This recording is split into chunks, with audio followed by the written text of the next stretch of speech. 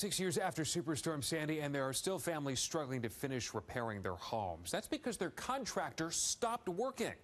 Now, with hundreds of thousands of dollars spent and homes still uninhabitable, the I-Team's Paisley Cheng investigates. Every time it rains, we get tons of water. Look, here are my walls.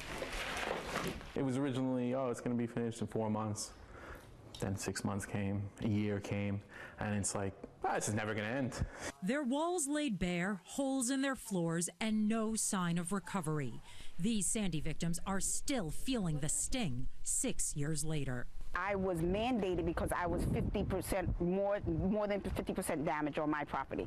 Take Samantha Nemhard, Barbara Jagnow, Chris Kehoe, Donna Jaraputo, and Nancy Price Birnbaum. All have signed contracts with Fred Gutterman of JBJ Contracting, and all their homes are not yet finished. The house sat here.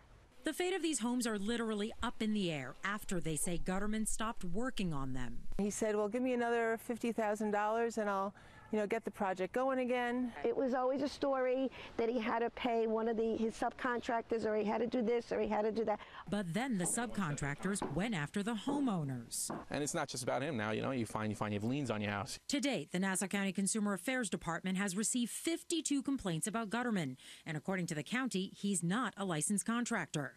Gutterman told the I-Team he obtained building permits by using the license of another company, VAR. But the owner of VAR says he's a victim too. Were you guys in business together? Never. You guys were never in business together? Never. I've seen the guy maybe 3-4 times. VAR's owner says he learned Gutterman was using his license when the county alerted him. I'm looking for Fred Gutterman. The I-Team couldn't find Gutterman at home, but on the phone he said he intended to finish the jobs but ran out of money. He also blames New York Rising for telling homeowners to stop paying him. New York Rising, which is part of the governor's Office of Storm Recovery, says it has substantiated 171 cases of contractor fraud. Of those, 55 cases involve Fred Gutterman. Taking advantage of displaced New Yorkers and stealing taxpayer money in the process is not only illegal, but inexcusable. We will continue to work with defrauded homeowners to help them fully recover. The DA's answer is always the same. Which is what? We're checking everybody's financials. I don't understand how they don't see a criminal aspect to it. The Nassau DA's office says they are investigating each claim filed against Gutterman, but experts say cases can be tough to prove. They definitely knew how to play the game.